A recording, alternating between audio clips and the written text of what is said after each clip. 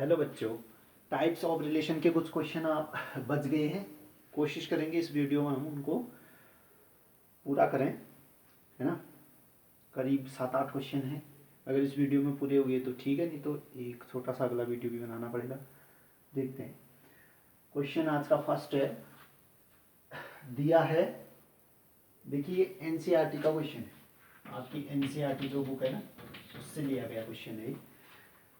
दिया है x एक अरिक्त समुच्चय है। अरिक्त समुच्चय मीन्स कोई ना कोई एलिमेंट उसमें जरूर होगा, ठीक है ना। जानते हैं समुच्चय जिसमें एक भी एलिमेंट ना हो उसको रिक्त समुच्चय कहते हैं। जिसमें कम से कम एक एलिमेंट हो, है ना, उसको अरिक्त समुच्चय कहा जाता है। x के सभी उप समुच्चयों का समुच्चय। देखिए कोई समुच्चय होता है तो उसके उप समुच्चयों का भी समुच्चय, जिसको पावर सेट कहते हो आप, ठीक है ना। वैसे आपको आता होगा, हल्का हिंट मैं आपको दे दूं। अगर आपके पास एक सेट है 1 2, ठीक हो गया, तो इसका पावर सेट जो होता है ना, उप समुच्चयों का समुच्चय, उप समुच्चयों का समुच्चय उसको कहा जाता है पावर सेट ऑफ ए। इसमें आप इसके जितने भी उप समुच्चय होंगे, बताया था ना कितने उप समुच्चय होते हैं, 2 टू दी पावर है, स्टार्टिंग में किए थे हमने, ठीक है ना। हर एक एलिमेंट के पास दो ऑप्शन होते हैं, प्रेजेंट एब्सेंट, प्रेजेंट एब्सेंट। इसके पास दो ऑप्शन, प्रेजेंट या एब्सेंट। इसके पास भी दो ऑप्शन, प्रेजेंट या एब्सेंट। 2 इंटू 2 करोगे क्या आएगा, 2 स्क्वायर, यानी टोटल 4 एलिमेंट आएंगे, है ना। या इस फॉर्मूले का यूज करके 2 स्क्वायर यानी कि टोटल 4 इसके सबसेट आएंगे, ठीक है ना। तो जो भी 4 सबसेट होंगे ना, उनका सेट बनाना आपने, वही पी ए कहलाएगा, यानी पावर सेट ऑफ ए। हिंदी में कहो तो उप समुच्चयों का समुच्चय, ठीक है ना। तो इसके जो 4 आपके पास सबसेट बनेंगे वो लिख लीजिए। ये भी अपसेंट, ये भी अपसेंट, यानी कि कोई भी नहीं आएगा, मीन्स 5। ये प्रेजेंट, ये अपसेंट, मीन्स 1। ये अपसेंट, ये प्रेजेंट, यानी कि 2। ये भी प्रेजेंट, ये भी प्रेजेंट, यानी कि 1 2।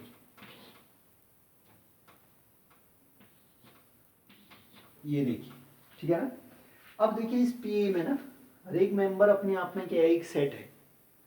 हर एक मेंबर अपने आप में क्या है, एक सेट है। अभी तक के जो क्वेश्चन हमने किए थे उसमें सेट किस टाइप का ले रहे थे हम, ये इस टाइप का है। और इसका हम एलिमेंट जब मान रहे थे तो किस टाइप से मान रहे थे, माना ए बिलोंगिंग टू ए, ठीक है।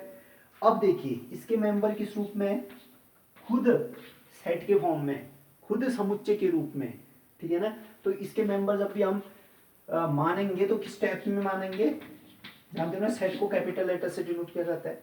तो माना ए बिलोंगिंग टू सेट, जैसे पी एक्स है ना, पी, हाँ सेट एक्स है तो पी एक्स ले रखा है उसके पावर सेट को। तो पी एक्स में रहने वाला मेंबर किस शक्ल का होगा, समुच्चय की ही शक्ल का होगा। और समुच्चयों को हम कैपिटल ए बी सी से डिनोट करते हैं ना। अभी तक तो एलिमेंट थे ना, स्मॉल ए तब दिखा रहे थे।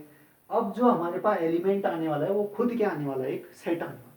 तो जब भी आप एलिमेंट मानोगे ना पी एक्स का, पावर सेट का, उसके अंदर कैसा रहता है, समुच्चय रहता है। तो समुच्चय को मानो, ठीक है ना। स्मॉल ए बी सी लिखोगे तो गलत सेंस जाएगा, है ना। एग्जामिनर को लगेगा कि एलिमेंट ले रहे हैं, जबकि उसका एलिमेंट खुद क्या है, एक समुच्चय।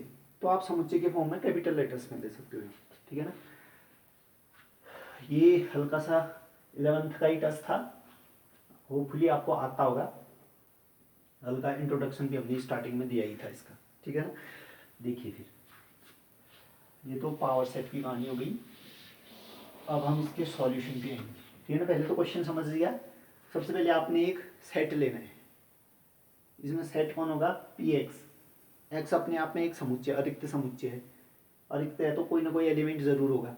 जब भी पी एक्स बनाओगे तो उसमें भी एलिमेंट्स आएंगे बहुत सारे, कितने भी आ सकते हैं। जो एक्स लोगे उस हिसाब से पी एक्स बनेगा आपका सबसे, ठीक है। फिलहाल जो हमने जिस सेट पे काम करना है वो सेट कौन सा है, पी एक्स। पी एक्स आपके पास सेट है, ठीक है। और रिलेशन ना, रिलेशन क्या है इस पे डिफाइन, पी एक्स में उपसमुच्चय ए बी के लिए ए रिलेटेड टू बी लिखा है। ए रिलेटेड टू बी, यानी कि सेट ए सेट बी से तभी रिलेट करेगा इफ एंड ओनली इफ, यदि और केवल यदि। अब तो इस शब्द से जान पहचान अच्छी तरह हो गई होगी आपकी। यदि और केवल यदि अगर हिंदी में लिखा होगा तो इफ़, इंग्लिश में डबल साइडेड एरो भी लिख सकता है इसी को, ठीक हो गया ना। इफ़ एंड ओनली इफ भी लिख सकता है इंग्लिश में, ठीक है। इतने वर्ड इसके लिए यूज होते हैं। ए सबसेट, ये सी नहीं है, सबसेट का साइन है, ठीक है ना। ए सबसेट है बी के, है ना। मीन्स इस आर में रहने की जो कंडीशन है वो क्या है कि सबसेट होना पड़ेगा। अगर ए बी का सबसेट है तो इस आर में रह सकता है, समझ गए ना।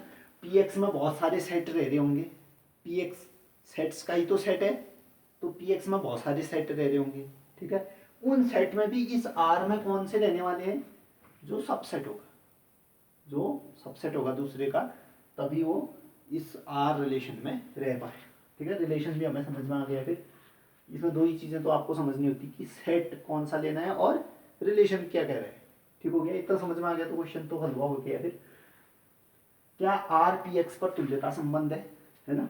एम मीन्स एनसीईआरटी से लिया गया क्वेश्चन। अभी तक के जो क्वेश्चन थे आर डी शर्मा से थे, कुछ एक मिक्स थे, है ना। R D Sharma plus NCERT दोनों में लिखे लिए गए क्वेश्चन है, तो आप ये मत सोचिए कि केवल आर डी शर्मा के क्वेश्चन थे अभी तक कराए गए, उनमें से कुछ एनसीईआरटी के भी कॉमन क्वेश्चन थे, ठीक है। अब ये क्वेश्चन है जो प्योरली एनसीईआरटी में है, ठीक है, प्योरली एनसीईआरटी के क्वेश्चन है। अगर मैंने जितने भी क्वेश्चन करा दिए हैं ना, ये क्वेश्चन आप करोगे ना, तो मुझे नहीं लगता कि कोई भी क्वेश्चन आपसे नहीं बनेगा, ठीक है ना। क्वेश्चन तो बेहिसाब हो सकते हैं, इसी थ्योरी पे ना मैं 1 लाख क्वेश्चन करा सकता हूँ, लेकिन सिलेबस भी कंप्लीट करना है। पॉसिबल नहीं है कि 1 लाख क्वेश्चन आप एक ही टॉपिक्स पे करो, ठीक है ना। इसलिए मेन क्या है, आपको थ्योरी समझना है। थ्योरी आ गई तो दुनिया का कोई भी क्वेश्चन आपके सामने आए तो आप सॉल्व कर सकते, ठीक है ना।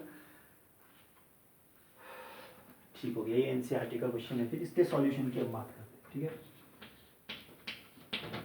सॉल्यूशन में आप क्या कहेंगे, दिया गया समुच्चय एक्स नहीं कहोगे, क्या कहोगे, पी एक्स, ठीक है ना। दिया गया समुच्चय पी एक्स,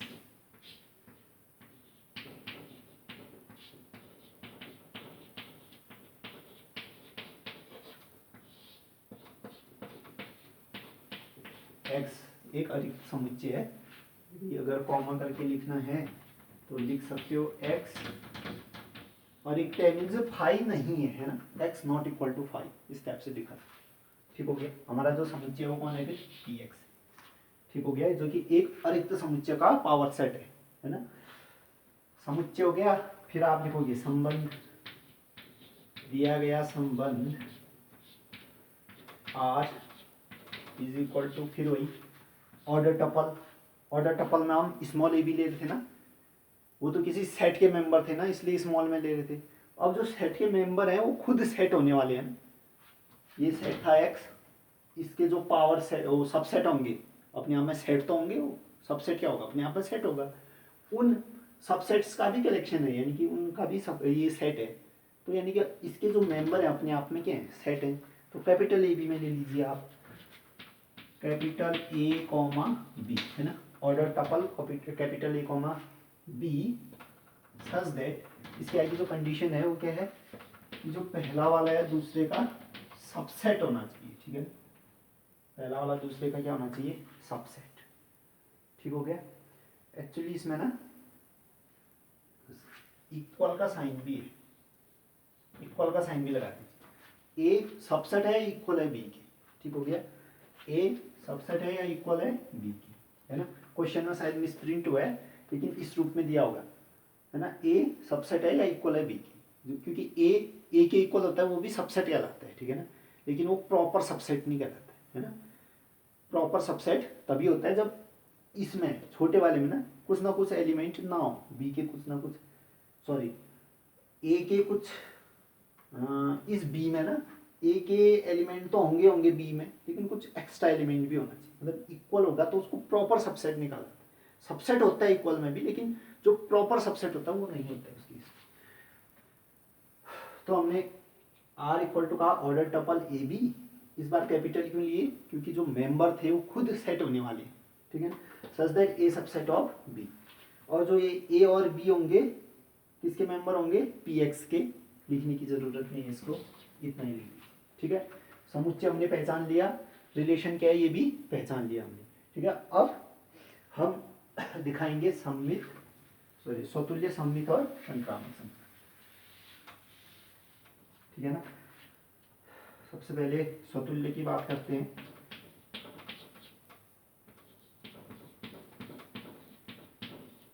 स्वतुल्य संबंध, ठीक है। इसके लिए कितने मेंबर लेने होते हैं, हमें एक ही मेंबर लेना पड़ता है। तो मैं ले लेता हूं कि माना और टाइम स्मॉल ए या स्मॉल एक्स ले रहा था ना, अभी मैं क्या लूंगा, कैपिटल। माना capital X belonging to P X, या एक्स नहीं लेना है तो ए भी ले सकते हो, ठीक है। माना A, set A belonging to P X यानी कि पावर सेट ऑफ एक्स उसमें बिलोंग कर रहा है। मुझे दिखाना है कि ए कॉमा ए आर में रिलेट होगा क्या। अगर ए कॉमा ए आर में आ गया तो मैं कहूँगा कि ये स्वतुल्य है, ठीक है ना।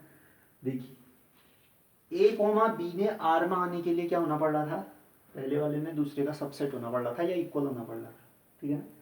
उसी प्रकार से मैं लिख सकता हूँ फिर ए सबसेट है बी, सॉरी ए अपने आप में सबसेट है, कह सकता हूँ ना।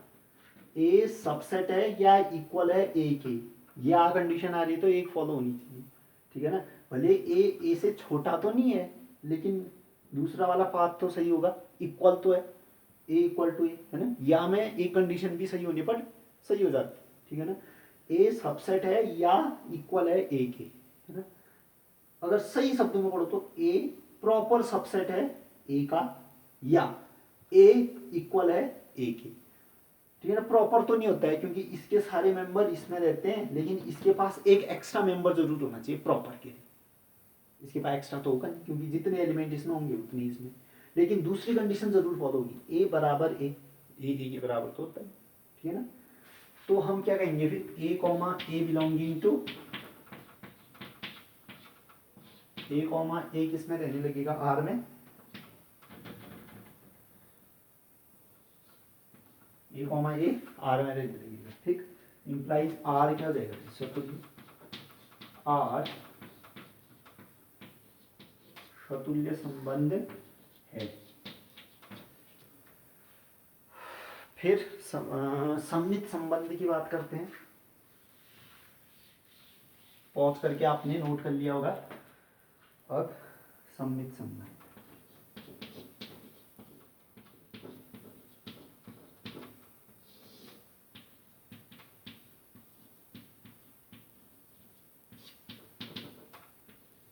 सममित के लिए दो एलिमेंट चाहिए ना। अब एलिमेंट अपने आप में सेट हैं तो कैपिटल लेटर में मान लेता हूँ। माना capital A capital B belonging to किसके मेंबर, सेट के आपके पास पी एक्स। अब एक जोड़ी आर से उठाऊंगा और उसको उलट देने पर भी आर में ही दिखाना पड़ेगा मुझे, ठीक है ना। तो देखिए फिर मैं मान लेता हूं तथा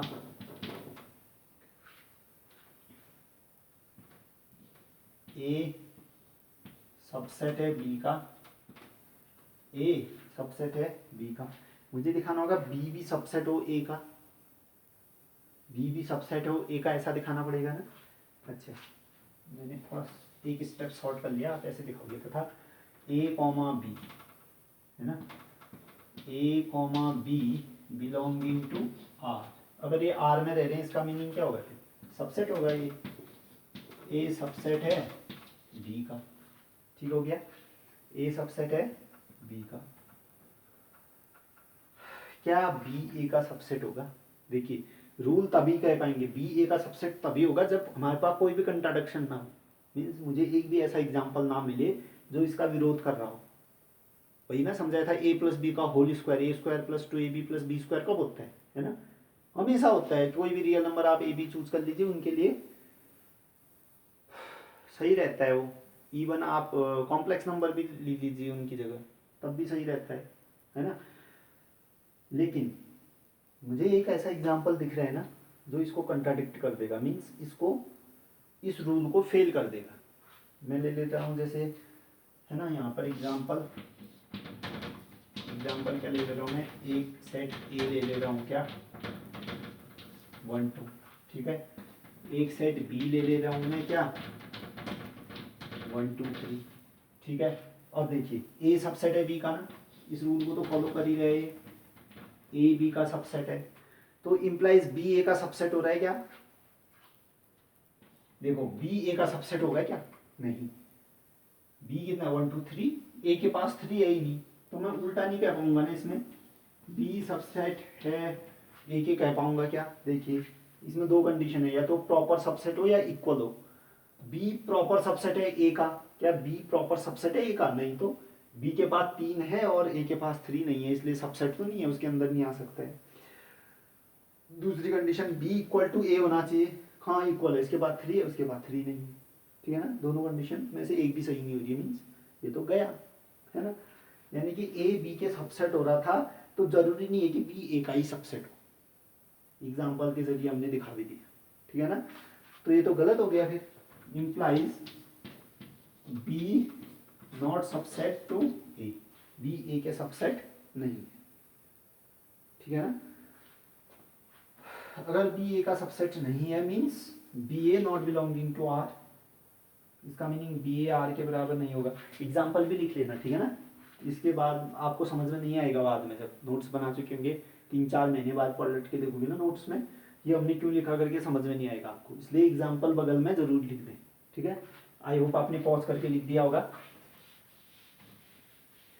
अब देखिए फिर बी सबसेट नहीं है ए का, मीन्स सबसेट नहीं है, तो बी कॉमा ए आर में नहीं रह पाएगा, फिर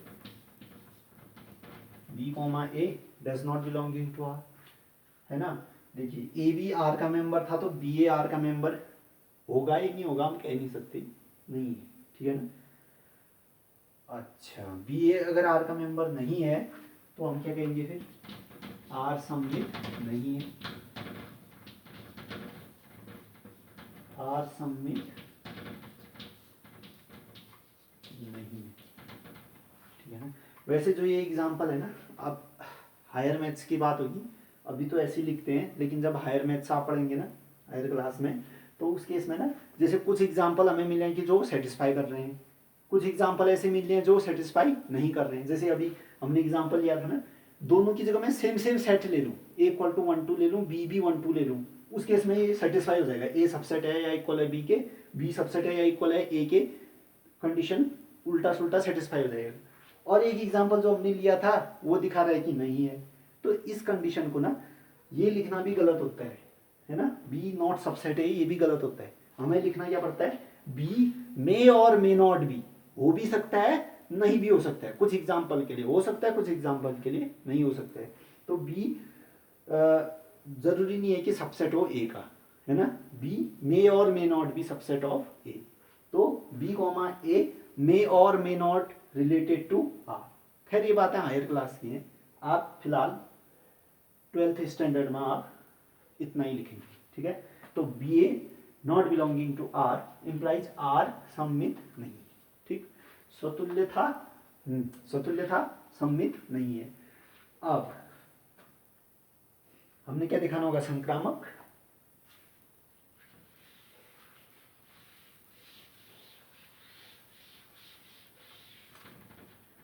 अब हमने दिखाना है संक्रामक संबंध।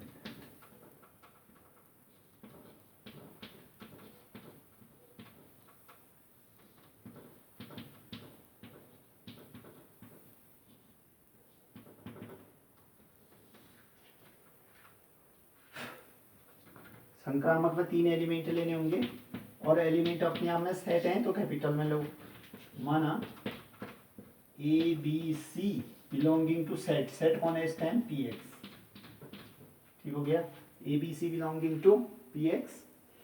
अब मैं दो जोड़ी उठा लूंगा आर से ना, तथा दो जोड़ी उठा लिया आपने, A B belonging to R comma, एक को कॉमन रखना होगा ना दूसरे को, तो B C belonging to R, ठीक हो गया। इम्प्लाइज ए सबसेट है या इक्वल है बी के, वैसे इसको सबसेट ही पढ़ते हैं ना, जब एंड दो कंडीशन करो तो क्या कहोगे, ए प्रॉपर सबसेट है और इक्वल है बी के, इस टाइप से भी कह सकते हो, या जनरली कहना चाहो तो ए सबसेट है बी पढ़ते हैं इसको। ए सबसेट है बी के, कॉमा बी सबसेट है सी के, बी सबसेट है सी के। अगर ना इक्वल नहीं होता ना यहाँ पे, ऐसा होता है, तो इसको पढ़ा जाता है बी प्रॉपर सबसेट है सी की। इसका मीनिंग सी में बी के सारे एलिमेंट तो होंगे होंगे, लेकिन एक एक्स्ट्रा जरूर होगा, कम से कम एक एक्स्ट्रा जरूर होगा, ठीक है ना। जब इक्वल लगा दिया जाता है, इसका मीनिंग होता है कि सी में बी के बराबर एलिमेंट हो सकते हैं, है ना, इक्वल होगा तब, या उससे ज्यादा हो सकते हैं, बराबर तो होंगे होंगे तब तो सबसेट बनेगा, या उससे ज्यादा एलिमेंट भी हो सकते हैं, इसका ये मीनिंग होता है। ए सबसेट है बी का, बी सबसेट है सी का। देखिए ए सबसेट है बी का मीन्स बी में ए के सारे एलिमेंट होंगे, बी सबसेट है सी का मीन्स सी में बी के सारे एलिमेंट होंगे। समझ रहे हो ना, इस बी के पास ए के सारे एलिमेंट है, इस बी के पास ए के सारे एलिमेंट है, इस बी के पास ए के सारे एलिमेंट है। मैं कह सकता हूं इस सी के पास बी के सारे एलिमेंट है और बी के पास ए के सारे एलिमेंट है, मीन्स सी के पास तो ए के सारे एलिमेंट होंगे होंगे। समझ रहे हो ना, बी के पास ए के सारे मेंबर हैं, ठीक हो गया। तो सी के पास बी के सारे मेंबर हैं और बी में ए के तो सारे एलिमेंट घुसे पड़े हैं, मीन्स सी के पास भी तो ए के सारे मेंबर होंगे ही होंगे। समझ रहे हो ना, नहीं समझ में आ रहा तो एग्जांपल ले सकते हो आप बगल में, ठीक है ना, खुद ही दो एग्जांपल, या मैं दिखा दूं। देखिए अगर एग्जांपल दोगे, ये आपने जैसे ले लिया ना 1 2, ये 1 2, बी क्या दिखाना है, सुपर सेट है इसका ना, यानी कि ए में सबसेट बनाना है, तो मैंने 1 2 3 ले लिया, देख सकते हो ए बी का सबसेट है। सी आपने कैसे लेना है, बी सबसेट होना चाहिए सी का, यानी ये सबसेट है तो 1 2 3 तो आएंगे आएंगे, मैंने ये एक्स्ट्रा ले लिया 4, ठीक है। मैंने कहा ए के सारे मेंबर सी में आएंगे क्या, आ तो नहीं, देखो 1 2 था 1 2। अगर वैसे सीधे सीधे समझ में नहीं आया तो एग्जाम्पल से समझ सकते हो, ठीक है। अब ए के सारे मेंबर सी में आ जाएंगे, फिर मीन्स ए सबसेट हो जाएगा सी के, है ना। ए सी का अगर सबसेट हो रहा है, जैसे ए बी का सबसेट था तो ए रिलेट टू बी हो जा रहा था, तो यहाँ क्या A relate to C means A comma C belonging to R, A C R में रहने लगेगा। ए बी आर का मेंबर था, बी सी आर का मेंबर था, हमें ट्रांजिशन दिखाने के लिए क्या दिखाना था, ए सी आर में है, ए सी आर में आ तो गए, मीन्स आपके पास जो आर है संक्रामक भी हो गया, ठीक है। इंप्लाइज आर संक्रामक संबंध, आर संक्रामक संबंध है, ठीक हो गया।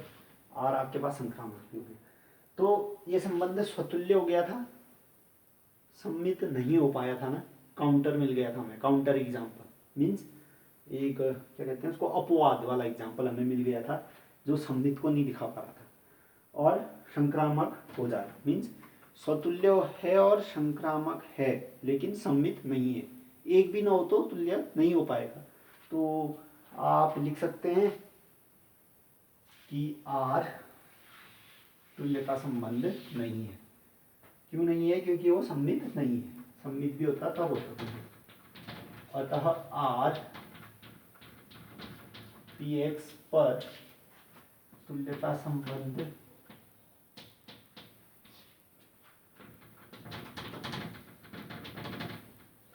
तुल्यता संबंध नहीं है,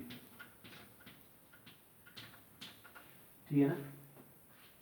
नेक्स्ट क्वेश्चन करते हैं।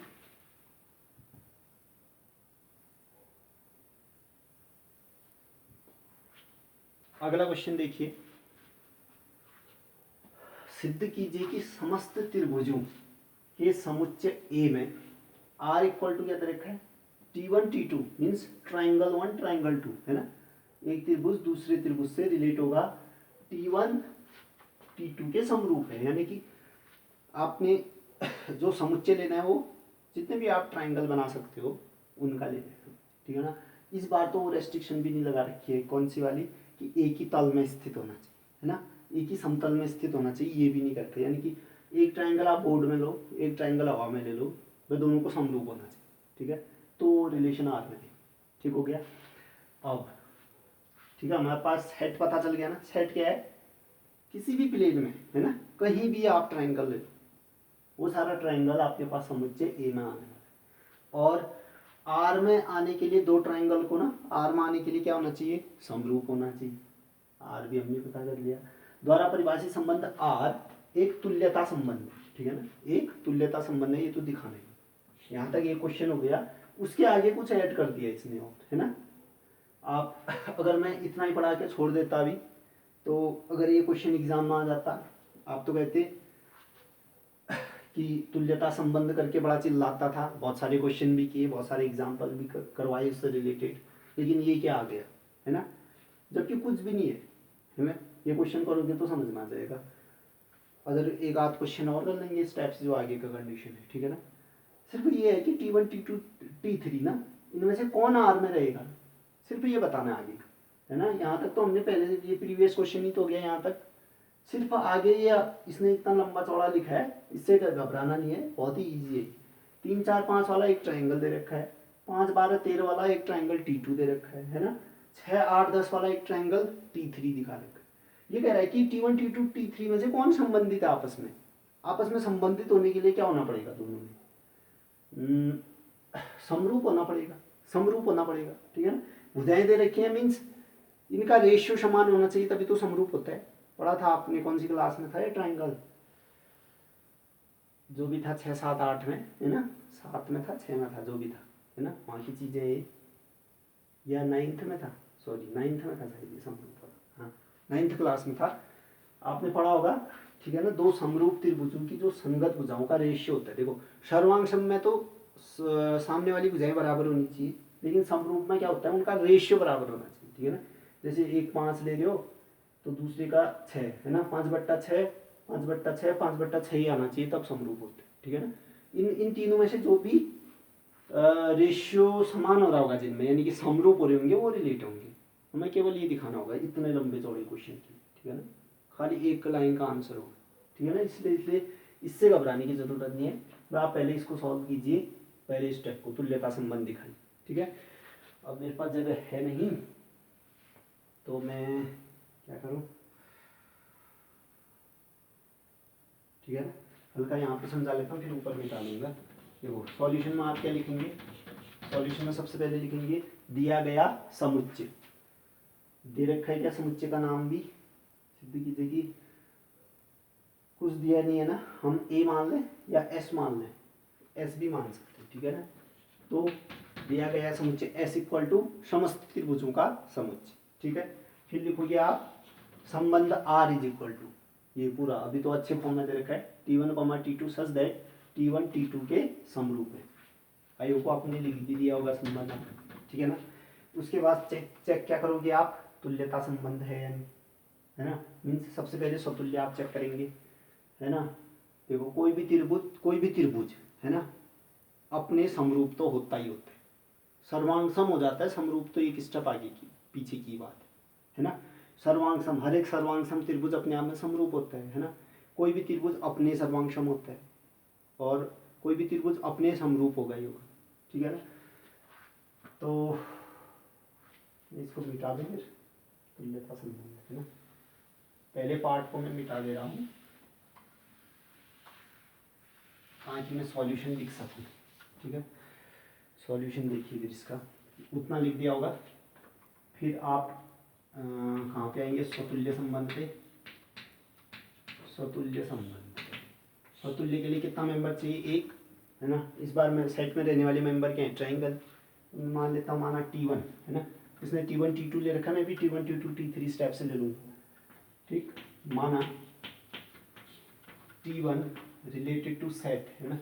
सेट इस बार क्या ले रखा है, S माना है ना आपने, ठीक है। T1 related belongs to S, means T1 एक ट्रायंगल है, ठीक है। T1 के ही बिलोंग करेगा क्या, जानता हूँ T1 से समरूप तो हो ही जाएगा ना। ऐसा लिख सकते हो सिंस, या तो ऐसा लिखोगी हर एक त्रिभुज अपने समरूप होता है, ये रीजन दे दो। या सीधे सीधे अगर शॉर्ट में लिखना है तो आप क्या लिख दो, सिंस T1 समरूप होगा T1, है ना। सिमिलर पढ़ते हैं इंग्लिश में इसको, T1 सिमिलर टू T1। पता होगा साइन, सर्वांग सम का साइन ये था, समरूप का साइन केवल ये होता है। ठीक हो गया ना, आपको आती होगी ये बेसिक चीज। तो T1 similar to T1, T1 के अगर समरूप है, इसका मीनिंग T1 T1 तो R में बिलोंग करने लग जाएगा। फिर T1 T1 belonging to R, T1 अगर R में बिलोंग करने लग गया तो ये क्या हो जाएगा फिर आपके पास, T1 अगर T1 में ही बिलोंग कर गया, इसका मीनिंग R क्या हो गया आपके पास, स्वतुल्य, R स्वतुल्य संबंध है। ठीक, इसी प्रकार से हम क्या दिखाएंगे अब, सममित। देखिए R सममित दिखाते हैं। सममित के लिए दो मेंबर लेने पड़ेंगे। माना T1 T2 belonging to S, means T1 T2 दो त्रिभुज हैं, एंड एक पेयर उठा लूंगा मैं R से, T1 T2 belonging to R। अगर T1 T2 R में रहते हैं मीन्स क्या होंगे फिर आपस में, समरूप तो होंगे। देखिए एक ट्रायंगल दूसरे के समरूप है, या यूं कहूँगी दूसरा ट्रायंगल पहले के समरूप है, कह सकता हूँ ना, उलट दूँ तो कोई फर्क नहीं पड़ेगा। इम्प्लाइज T2 समरूप है T1 के, कह सकता हूँ ना T1 समरूप है, T2 समरूप है T1 के, मीन्स T1 T2 के समरूप हो रहा था तो T1 T2 R में रह रहा था, उलट दिया तो भी T2 T1 R में रह रहे हैं, है ना। इम्प्लाइज R कैसा हो गया फिर, सममित, R कैसा संबंध हो गया, सममित संबंध। ठीक हो गया, R सममित संबंध भी हो गया। इसी प्रकार से आप संक्रामक दिखाएंगे।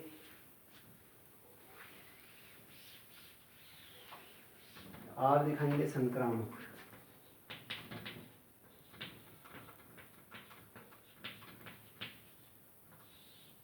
इसके लिए कितने मेंबर चाहिए हमें, 3। तो मैं मान लूंगा कि T1 T2 T3 belonging to set S, means T1 T2 T3 आपके पास 3 ट्राइंगल है।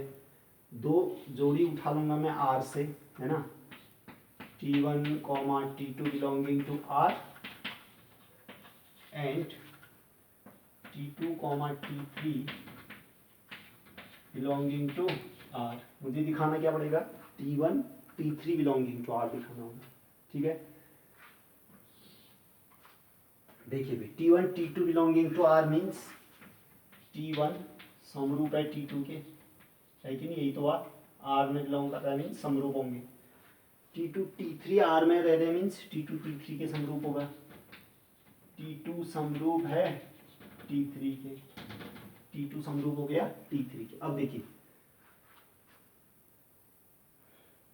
एक ट्राइंगल, दो ट्राइंगल, तीन ट्राइंगल, ये ट्राइंगल इसके समरूप है, ये वाला ट्राइंगल इसके समरूप है, मीन्स ये इसके समरूप है, ये भी इसके समरूप है, यानी कि एक ही ट्राइंगल के समरूप हो रहे हैं ना दोनों, यानी ये भी आपस में समरूप हो जाएंगे, है ना। सर्वांग सम में बताए थे ना, ये इसके सर्वांग सम है, ये इसके सर्वांग सम है, तो पहला तीसरा सर्वांग सम हो जाएगा।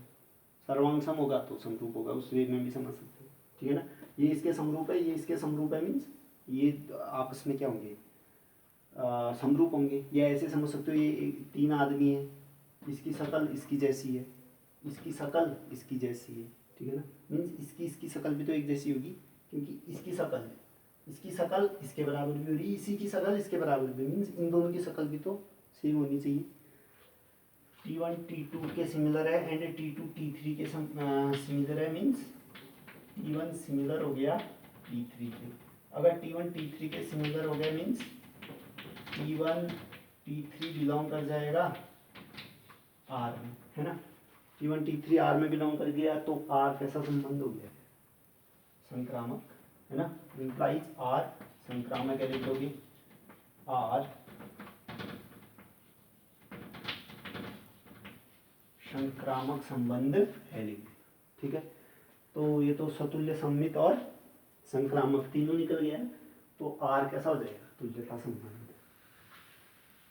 अतः R S पर तुल्यता संबंध, अतः आर एज पर तुल्यता संबंध।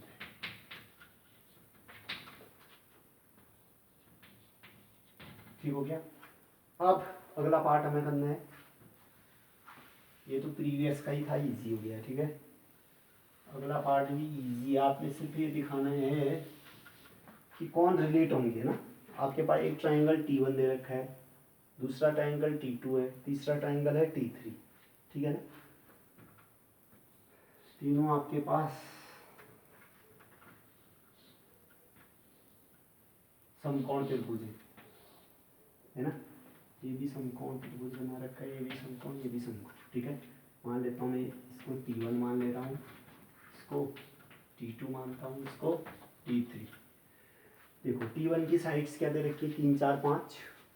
देखो 5 सबसे बड़ा है तो कर्ण सबसे बड़ा होता है, हाइपोटेन्यूज सबसे बड़ा होता है। 3 4 कोई भी ले लीजिए इसमें से। ठीक है, उसी प्रकार से सबसे बड़ा है 13, इसको लेना पड़ेगा। 5 12 किसी को भी ले लीजिए, 5 12। अगले में T3 में क्या कह रहे हैं, 6 8 10, सबसे बड़ा इसको लेना पड़ेगा। 6 8 किसी को भी ले सकते हैं। ठीक है, अब देखिए जिन भुजाओं का रेशियो समान होने लगेगा, चलो मैं नाम दे दूं इसको ABC भुजा कह दूं, इसको मैंने कह दिया PQR, है ना। इसको नाम दे देता हूं मैं M या XYZ कह दो, XYZ कह देता, XYZ। ठीक हो गया। अब देखिए कौन से ट्रायंगल संबंधित है कह रहे हैं ना। तो संबंध आर क्या था, समरूप होना। मीन्स जो भी समरूप होगा वो ट्रायंगल आपस में रिलेट होंगे, सिर्फ इतना दिखाना। आपको ये एक तरीके से 9th का क्वेश्चन है, फिर समरूप हो, आपने दिखाना है कि ट्रायंगल में से कौन समरूप है। समरूप होने के लिए देखो, सर्वांग सम होने के लिए सभी भुजाएं समान होनी चाहिए, है ना। समरूप होने के लिए उनका जो रेशियो आप करते हैं, ठीक है ना, इतना बट्टे इतना इक्वल टू इतना बट्टे इतना इक्वल टू इतना बट्टे इतना दिखाना हो। अगर तीनों इक्वल आ गए, तीनों रेशियो, तो समरूप हो जाते हैं। पता होगा ये थ्योरी आपको, ठीक है ना। तो देखिए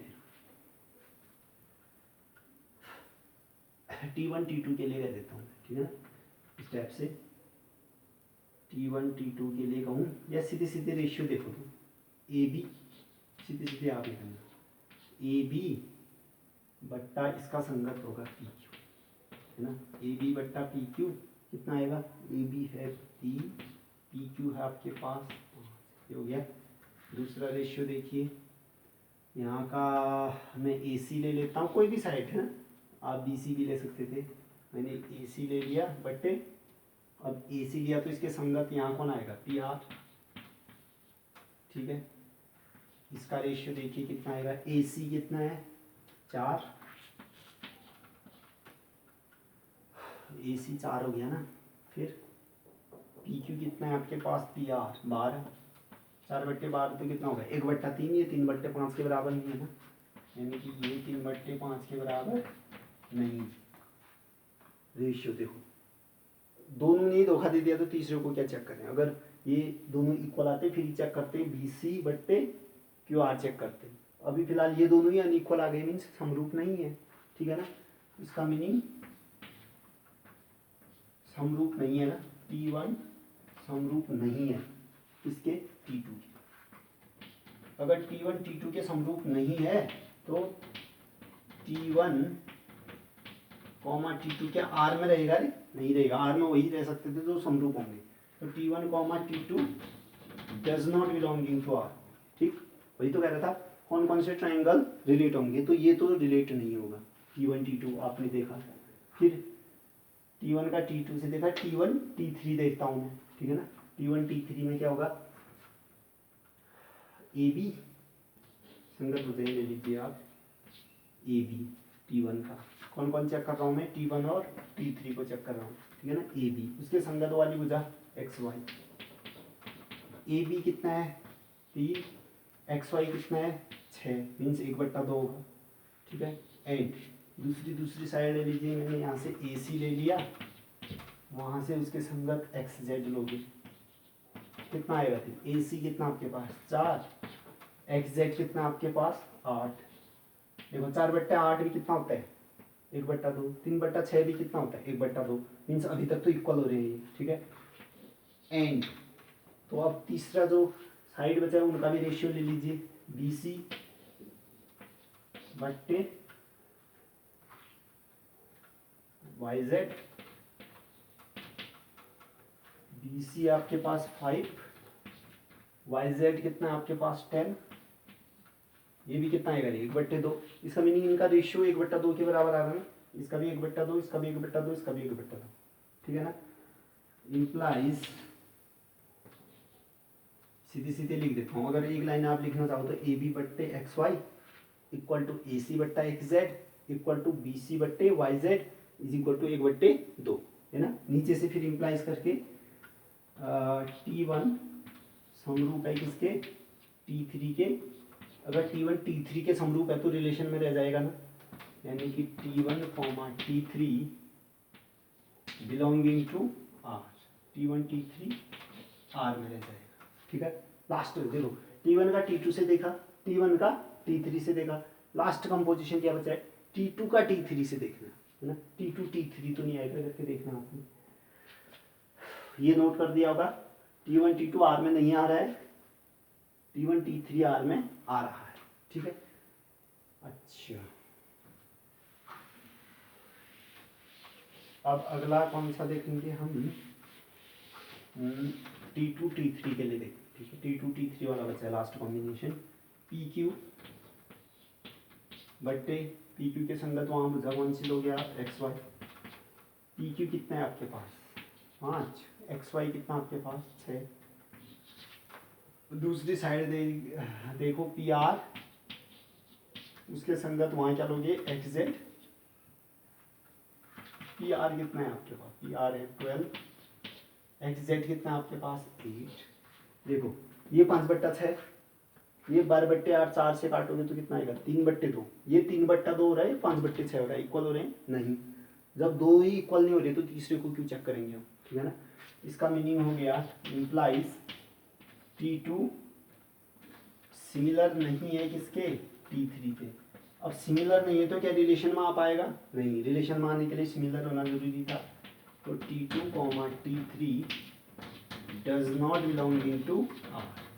तो वो कह रहा था कि कौन आपस में रिलेट हैं, तो आप लिखोगे T1 T3 आपस में रिलेट है, ठीक है। नीचे से लिख सकते हो, फिर हमने सब 3 कंपोजिशन हो सकते थे, तीनों चेक किए, सिर्फ एक कंपोजिशन सेटिस्फाई कर रहा है रिलेशन, ठीक है। तो नीचे से इसका आंसर लिखोगे, अतः T1, T3 से संबंधित है, T1 T3 से संबंधित, ठीक हो गया, ये आंसर है। अगला क्वेश्चन करते हैं।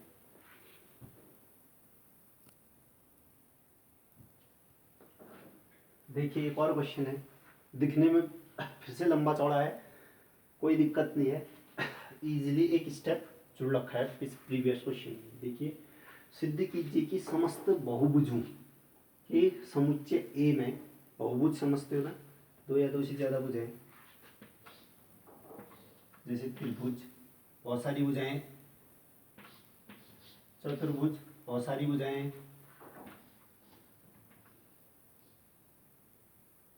पंचभुज बहुत सारी भुजाएं, षटभुज बहुत सारी भुजाएं, ठीक है ना। इस टाइप का आपने क्या लेना है, सेट लेना है, यानी कि आपने जो समुच्चय है वो क्या लेना है, बहुभुजों का समुच्चय, यानी कि समुच्चय में ना कोई भी बहुभुज रह सकता है, ये है ना। तो इसके मेंबर इस बार कैसे होंगे, बहुभुज टाइप, ठीक है ना। हमने समुच्चय समझ लिया, समुच्चय ए में R is equal to P1, P2 such that P1 तथा P2 में भुजाओं की संख्या समान है। यानी अगर इसको P1 कह रहे हो ना, तो एक अदर 3 भुजाओं वाला उसको P2 कहोगे, यानी अगर इसको P1 कह रहे हो 4 भुजाओं वाला, तो P2 किसको कहोगे 4 भुजाओं वाले, है ना, तब जाके वो रिलेशन में रहेगा। यानी कि आपने सेट में क्या लेना है, बहुत सारे बहुभुज लेने हैं और उनमें से भी रिलेशन आर में कौन आने वाले हैं, जिन बहुभुजों में भुजाओं की संख्या समान है वो जाके रिलेशन में आएंगे। ठीक हो गया। समुच्चय क्या है ये भी समझ गए, रिलेशन क्या है ये भी समझ गए। ठीक हो गया। प्रकार से परिभाषित संबंध आर तुल्यता संबंध है दिखाना। ये जो संबंध आर है तुल्यता संबंध है। फिर उसके बाद कह रहा है 3, 4, 5 लंबाई के भुजाओं वाला जो समकोण त्रिभुज बनेगा से संबंधित समुच्चय ए के सभी अवयवों का समुच्चय ज्ञात कीजिएगा। ठीक है ना। तो हमें 3, 4, 5 जो लंबाई दे रखी है उसने समकोण त्रिभुज दे रखा है, हमें तो जो रिलेशन आर है उसमें सिर्फ क्या चाहिए, सिर्फ चाहिए कि भुजाओं की संख्या कितनी, उनकी लेंथ वगैरह थोड़ी ना कहा उसने रिलेशन। ठीक है ना। यानी ये तो खाली भ्रमित करने के लिए आपको लेंथ दे रखी। ठीक है। 3, 4, 5 भुजाओं लंबाई की भुजाओं वाले समकोण त्रिभुज में भुजाओं की संख्या कितनी होगी, 3। तो मेरे पास कोई भी 3 भुजा वाला इसके सिमिलर होगा कि नहीं, उसका समुच्चय लिखोगे, यानी कि मेरे पास कोई भी त्रिभुज इसके इससे रिलेट हो जाएगा। कोई सा भी त्रिभुज ले लो तो सीधे सीधे इसका आंसर ए इक्वल टू क्या आ जाएगा, समस्त त्रिभुजों का समुच्चय। ठीक है ना। समस्त त्रिभुजों का समुच्चय क्यों लिखूंगा, क्योंकि त्रिभुजों में तो 3 भुजाएं होती है। किसी भी टाइप का आप त्रिभुज बनाओगे 3 भुजाएं तो होंगी उसमें। और रिलेशन क्या चाहता है फिर आपके पास, रिलेशन चाहता है कि जो भी आप P1 P2 लो उन दोनों में क्या होना चाहिए, भुजाएं समान होनी चाहिए। ठीक है ना। तो एक तरीके से 3, 4, 5 देके इसने आपको केवल भ्रमित कर रखा है। सिर्फ आपने क्या देखना है कि इस जो त्रिभुज होगा उसमें 3 भुजाएं हैं, तो 3 भुजा वाला जो भी फिगर होगा वो इससे रिलेट होगा, आर से, आर रिलेशन के द्वारा इससे रिलेट हो जाएगा। मीन्स 3 भुजाओं वाले को क्या कहते हो, त्रिभुज कहते हो। यानी समस्त त्रिभुजों का समुच्चय इससे रिलेट होने लगे। भाई ये आंसर है वो इस वाले। ठीक है। ऊपर वाला हम पहले से जानते हैं कैसे करना है करके। ठीक है। सॉल्यूशन की बात करते हैं फिर इसके सीधे सीधे। मैं ऊपर वाले क्वेश्चन को मिटा देता हूँ। ठीक है। ताकि मैं सॉल्यूशन लिख सकूँ। आप दिया गया समुच्चय क्या लिखोगे, बहुभुजों का समुच्चय है ना, और रिलेशन है भुजाओं समान होनी चाहिए।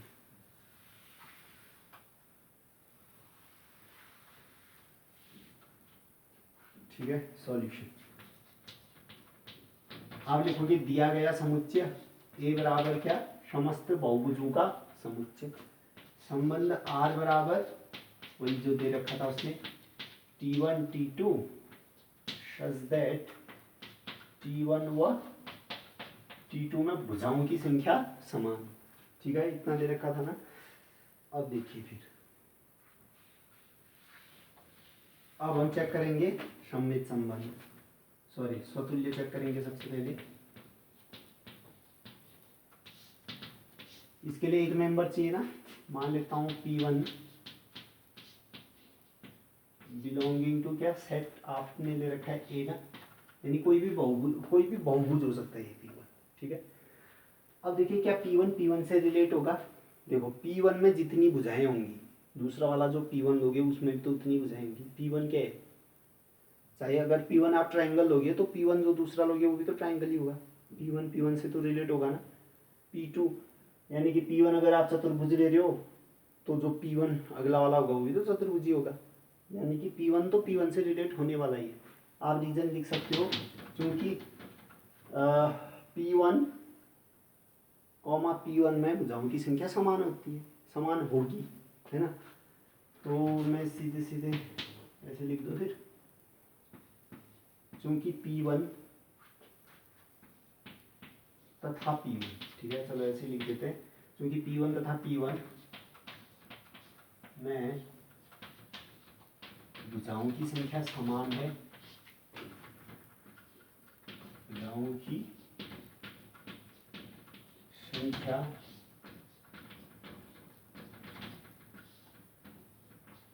समान है। इसका मीनिंग P1 रिलेट हो जाएगा फिर R से, समान भुजाएं होंगी तो R में रिलेट हो जाएगा। P1 R में आ गया मीन्स R स्वतुल्य, R स्वतुल्य। ठीक। फिर इसी प्रकार से आप क्या चेक करेंगे, सममित।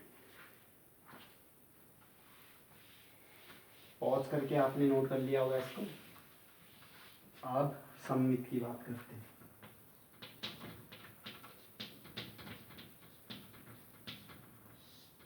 सममित के लिए कितने मेंबर चाहिए? 2। तो मान लेता हूँ P1 P2 दो मेंबर हैं सेट के, P1 P2 belonging to set हमने ए लिया था, यानी P1 P2 क्या है? बहुभुज हैं। मैं एक जोड़ी उठा लूँगा R से, कह लूँगा कि P1 P2 R में बिलोंग कर रहा है, ठीक हो गया। अब दिखाना क्या होगा? P2 P1 भी R में रह रहा है, ठीक है ना। अगर P1 P2 R में रह रहा है, इसका मीनिंग P1 में भुजाओं की संख्या, P1 में जो भुजाएं होंगी ना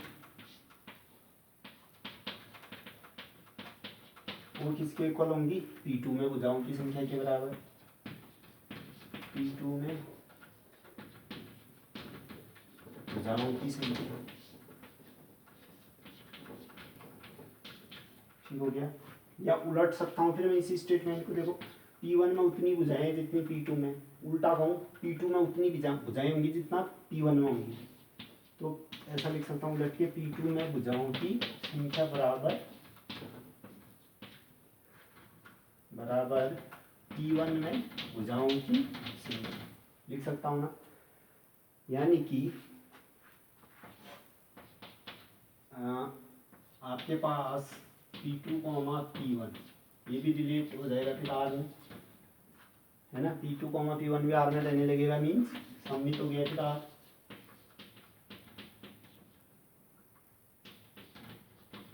R सममित है, हो गया ना। फिर संक्रामक दिखाओगे,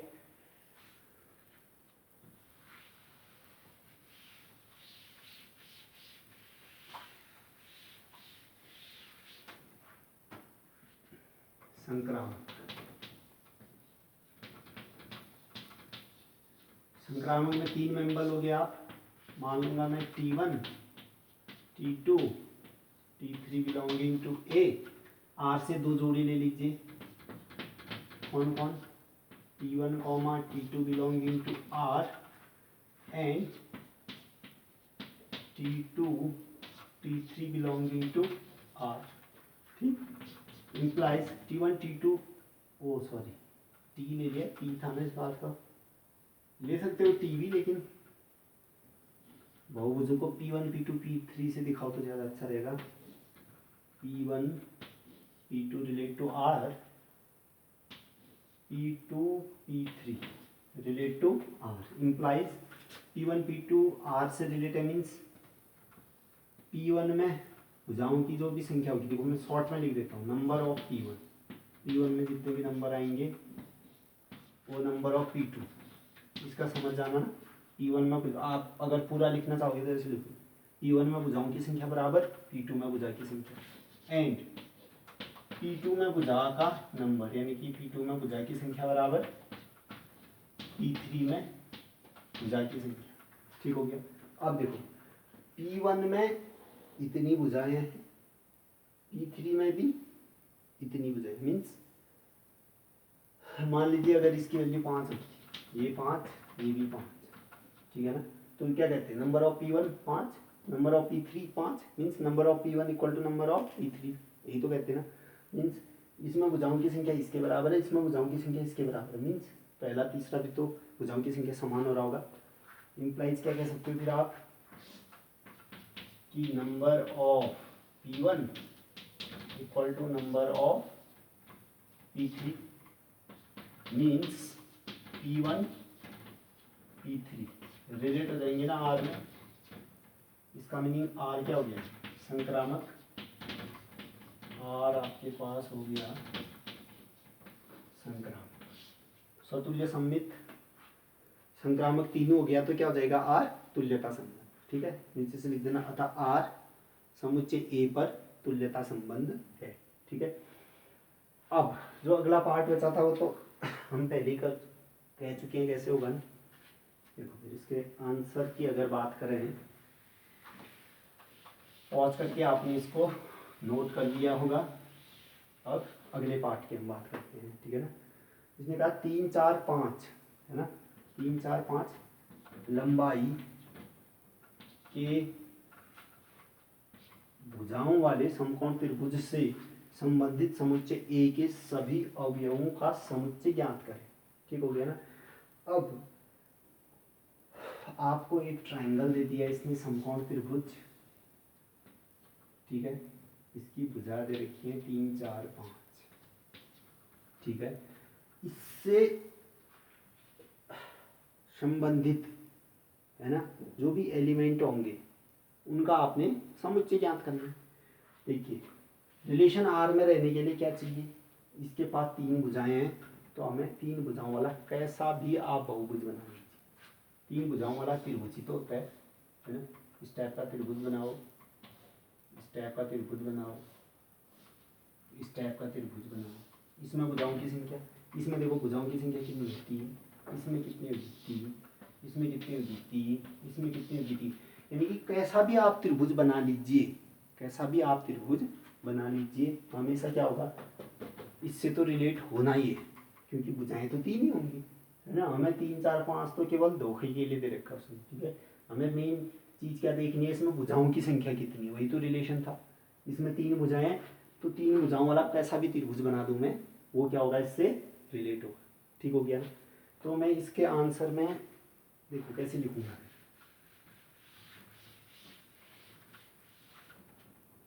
मैं लिखूंगा क्योंकि 3 4 5, 3 4 5 लंबाई के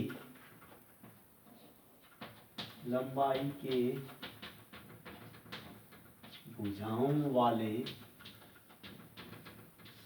समकोण त्रिभुज ऐसे साइन बना हो गया, ठीक है। भुजाओं वाले समकोण त्रिभुज में भुजाओं की संख्या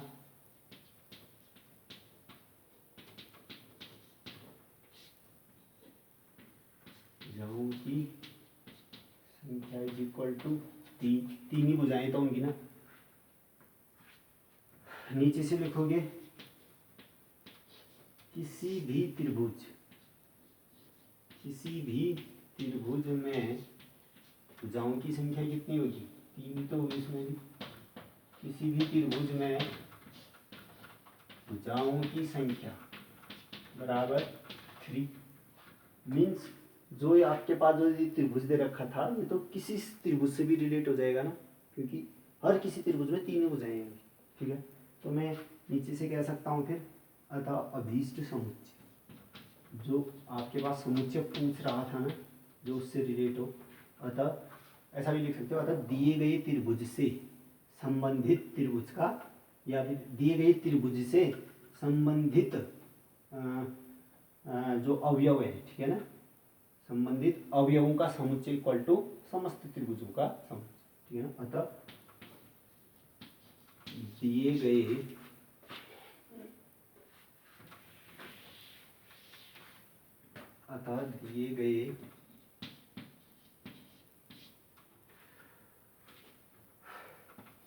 गए त्रिभुज से संबंधित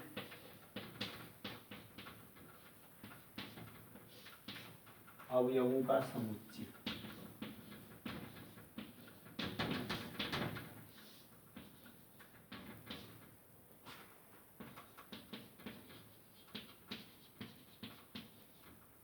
इज इक्वल टू, क्या लिख दोगे,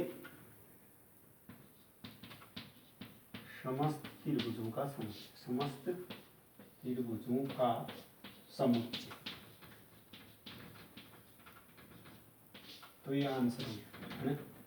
यानी कि जितने भी अवयव इस ट्रायंगल से रिलेट होंगे वो क्या होंगे, समस्त ट्रायंगल, कुछ भी ट्रायंगल ले लो उसमें 3 भुजाएं होंगी, जो कि इससे रिलेट होने लगेगा, ठीक है ना।